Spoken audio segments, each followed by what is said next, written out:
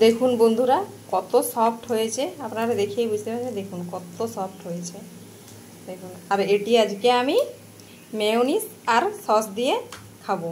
আপনারা চাইলে যে কোনো চাটনির সাথেও ব্যবহার করতে পারেন। দেখুন কত সফট হয়েছে আর কত সুন্দর হয়েছে, ক্রিস্পিও হয়েছে এবং সফটও হয়েছে। নমস্কার বন্ধুরা, অর্ণব কিডস চ্যানেলে সবাইকে স্বাগত। চলে এসেছি আজকে জমজমাট একটি নাস্তা রেসিপি নিয়ে।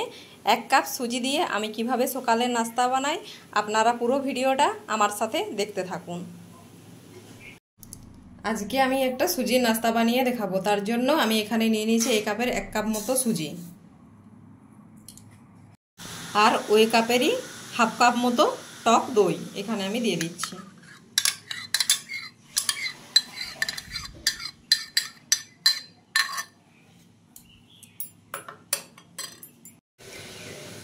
আর এখানে দেব অল্প পরিমাণে লবণ, আর দেব অল্প পরিমাণে গোটা জিরে,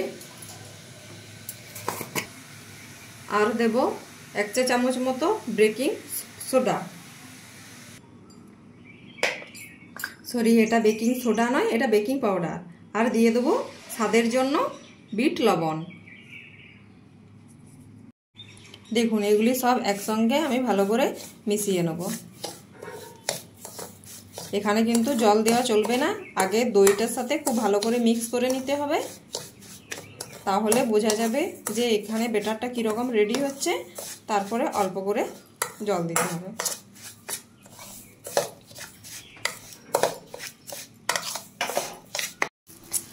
দেখুন ব্যাটারটা ঠিক আমার এরকম হয়েছে।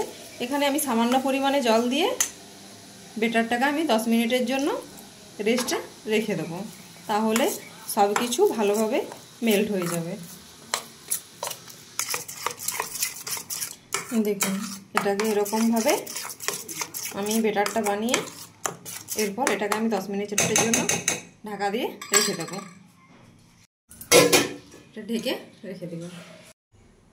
দেখুন আমি 10 মিনিট পর ফিরে এলাম। আমার ব্যাটারটা কীরকম হয়েছে দেখুন। ঠিক বেকিং পাউডার দেওয়ার কারণে ব্যাটারটা কতটা ফুলেছে। এরপর এখানে আমি একে একে মিক্স করব সবজি। দেখুন এখানে আমি বাঁধাকপি কুচো করে নিয়েছি, বিনস কুচো করে নিয়েছি, গাজরটা গ্রেড করে নিয়েছি, আর নিয়েছি আদা গ্রেড, আর নিয়েছি লঙ্কা কুচি আর ধনেপাতা। এরপর এই সবজিগুলো সব আমি এখানে দিয়ে দেবো।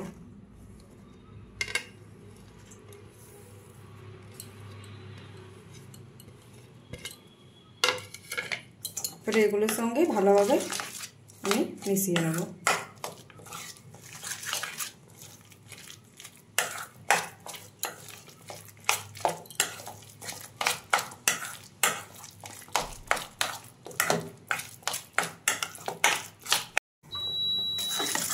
দেখুন আমি ব্যাটারটি কীরকম রেডি করেছি, ঠিক এরকমভাবে ব্যাটারটি রেডি করতে হবে। এরপর এখানে আমি দিয়ে দেবো টেস্টের জন্য 1 চামচ মতো ঘি।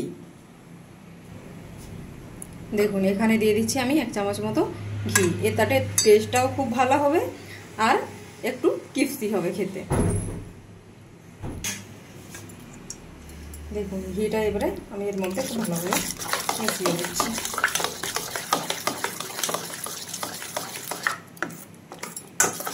ঘিটা খুব ভালোভাবে মেল্ট হয়ে গেল।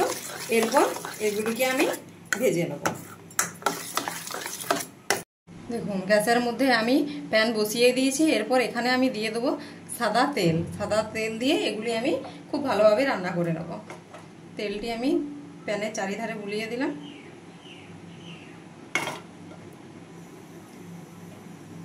এরপর আমি এই স্টেপিংটা এখানে অল্প অল্প করে দিয়ে দেবো।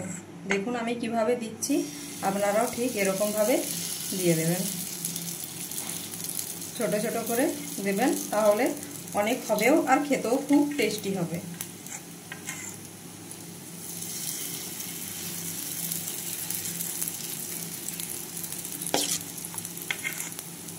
এরকম নাস্তা যদি আপনারা বানিয়ে খান, খেতেও খুব ভালো লাগবে আর খুব সহজে রেডিও হয়ে যাবে। আর এটি খুব হেলদি, কারণ এখানে অনেক রকমের সবজি আছে আর সুজি দেওয়া আছে, বাচ্চার জন্য তো খুবই ভালো।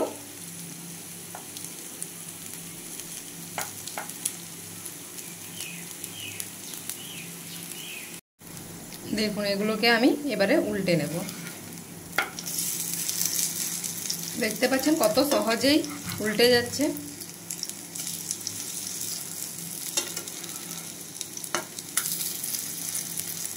এগুলো উল্টে পাল্টে খুব ভালো করে আমি কুক করে নেব।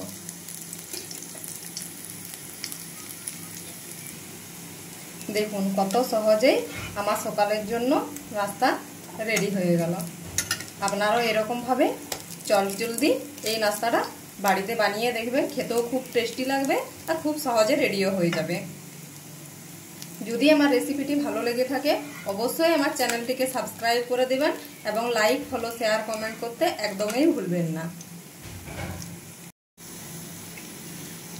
ফিরে আসছি নতুন একটি ভিডিও নিয়ে। ততক্ষণ আপনারা ভালো থাকুন, সুস্থ থাকুন আর আমার সঙ্গে থাকুন। দেখুন বন্ধুরা কত সফট হয়েছে, আপনারা দেখেই বুঝতে পারছেন। দেখুন কত সফট হয়েছে দেখুন। আর এটি আজকে আমি মেয়োনিজ আর সস দিয়ে খাবো। আপনারা চাইলে যে কোনো চাটনির সাথেও ব্যবহার করতে পারেন। দেখুন কত সফট হয়েছে আর কত সুন্দর হয়েছে, ক্রিস্পিও হয়েছে এবং সফটও হয়েছে।